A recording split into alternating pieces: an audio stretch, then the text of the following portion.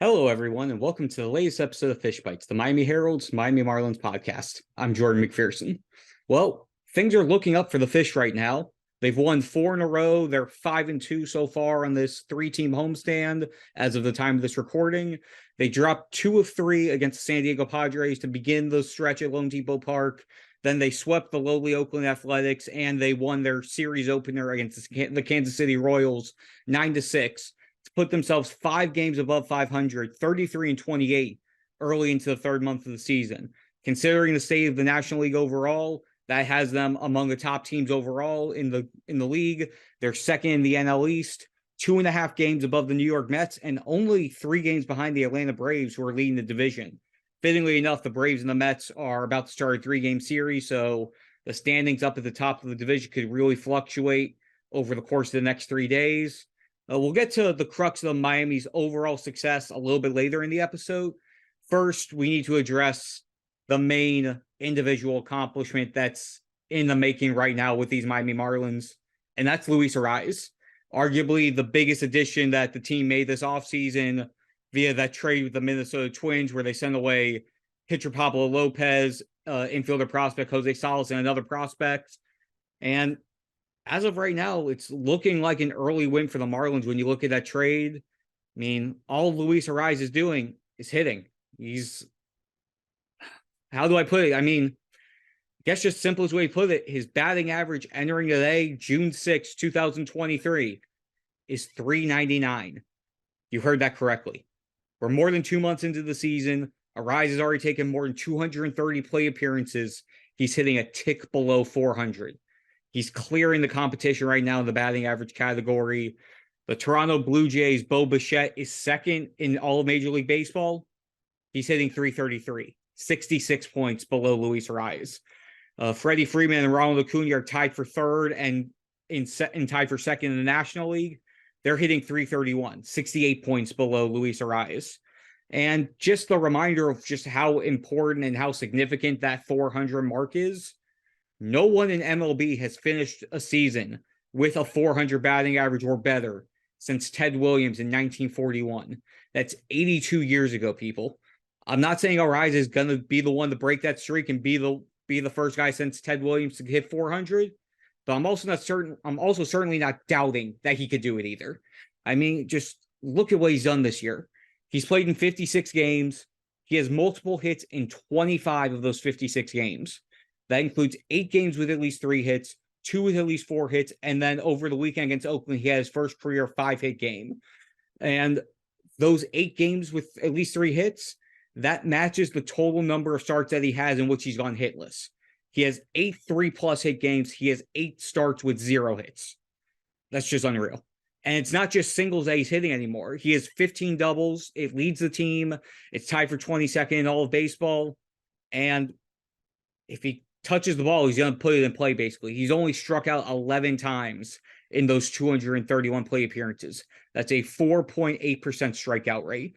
And he's also only whiffed on just 6.9% of his swings, which is actually a career best mark. So in addition to winning a batting title last year, entering the season with just an unreal batting average to start his young career. Remember, he's only 26, folks. He's getting better this year. And the comps we've seen throughout the past season, Tony Gwynn, Rod Carew, just for his knack to hit the ball to all fields and basically just find ways to get the ball where the defense isn't. He's just so incredibly talented and able to manipulate the bat. It's just, he walked up to the plate, sees where the defense lined up and goes, okay, the ball needs to go there, and finds a way to get the ball there. Oh, I need to hit the ball anywhere but here. He hits it anywhere but here. It's fantastic to watch. He's humble almost to a fault with it, and he leaves his teammates just mesmerized, where they're basically, half the guys are either saying their jaw drops or it's not surprising anymore. And it's just to be able to watch the feat taking place and watching it unfold in person. It's been a lot of fun. And while the focal point is understandably on his offense, I'd be remiss if I didn't at least mention what he's doing defensively as well at second base. He's tied for third in MLB with 4 defensive runs saved to the position, according to Fangraphs.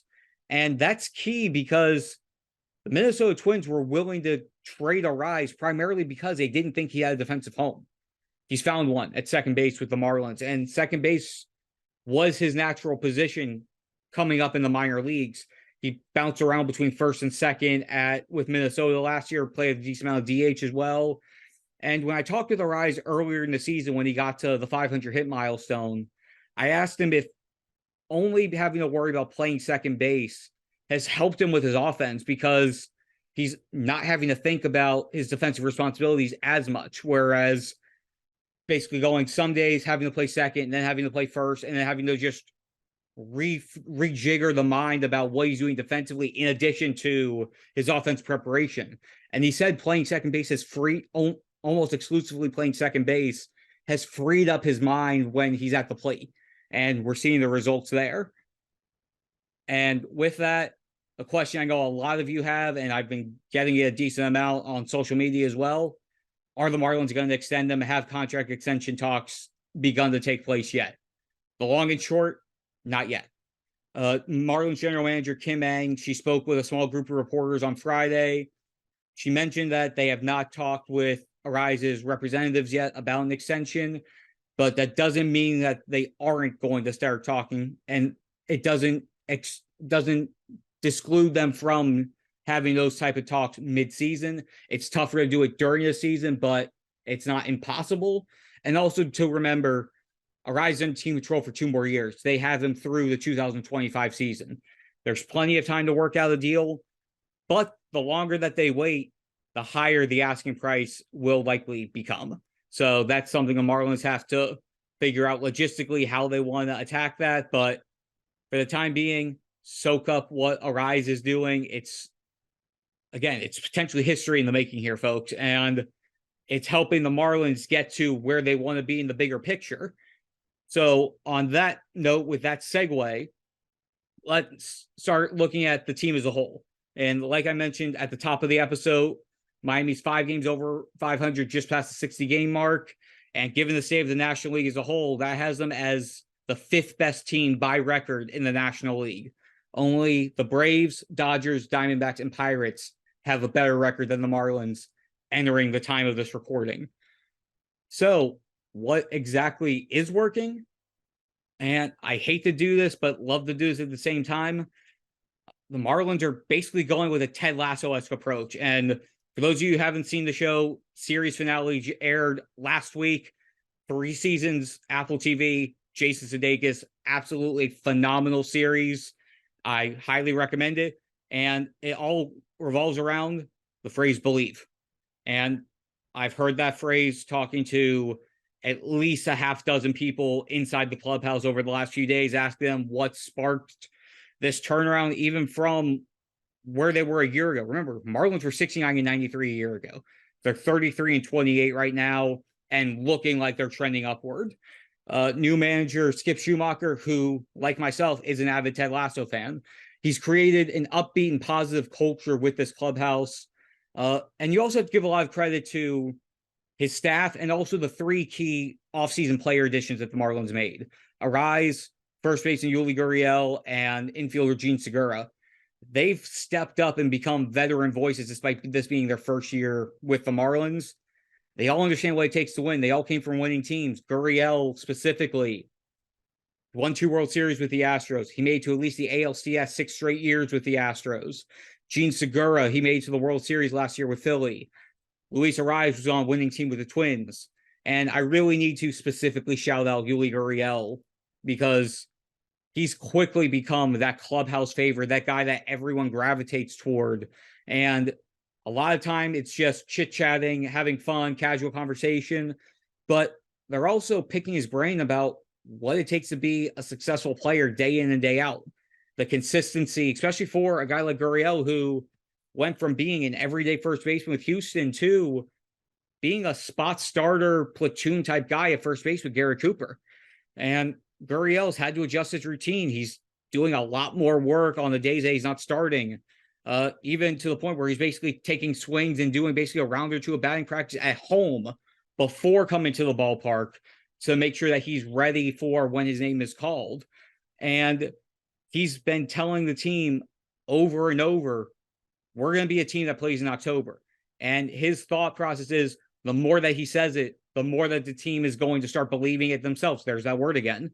And that they're going to think that they are a team that can not only make the postseason, but make a run. And considering where the Marlins are right now, they're winning despite not being at what they think is going to be their peak. I mean, if you look at the roster right now, they're without Jazz Chisholm Jr., who's still sidelined with turf toe.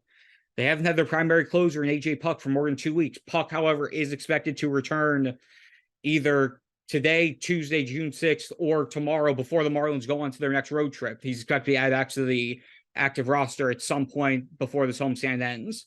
Jesus Sanchez just returned after going on the IL for 2 weeks, right when he was getting high at the plate.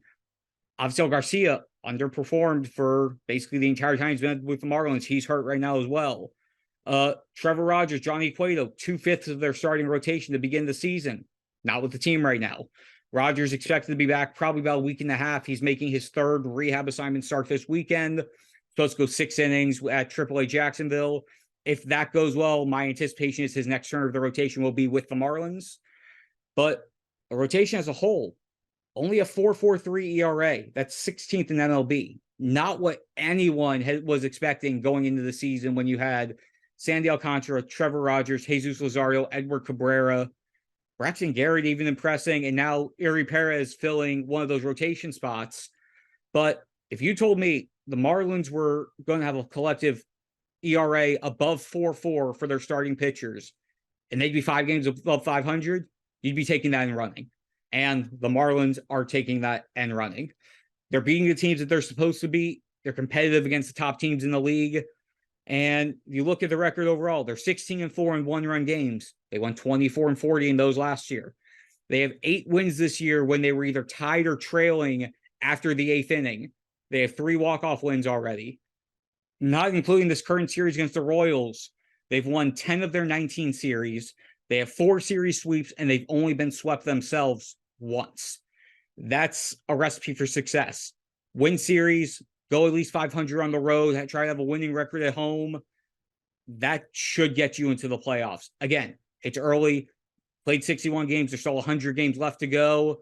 But the Marlins have seemed to have found a formula for success with ways to even take their game up another notch. So we've seen a very good first 2 months from these Miami Marlins.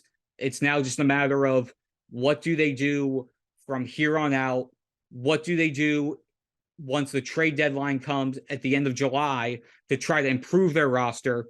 Because again, ideally they can get at least one more impact bat to round out this lineup to go along with the rotation that they're adamant is going to turn around, and the bullpen that is frankly impressed. And I feel like I'm kicking myself for not talking about just how good they've been. Again, then without AJ Puk, Dylan Floro easily slid back into the closer spot. Tanner Scott has had a very solid year so far. Andrew Nardi's had a solid year. JT Chagua has held his own. Again, they missed him the month or so that he was out as well. Andrew Nardi has been very good. I'm going to have a story on him up on the Herald website very soon, just about his role and the value that he took from all those struggles last year to now being used in a high leverage situations this year. They've added depth. They found ways to mitigate their losses when they have big guys go down. And it's been a collective team effort. Obviously, the big names like Luis Arraez and Jorge Soler with the 17 home runs, those are the names we're going to talk about. But from top to bottom, they've been getting the contributions they needed from guys when they've needed them. And that's what this team needs if they're going to make a push. We'll see how that continues to go throughout the season. But for now, that's going to do it for this week's episode of Fish Bytes. Thanks so much again, as always, for tuning in. We'll be back again next week.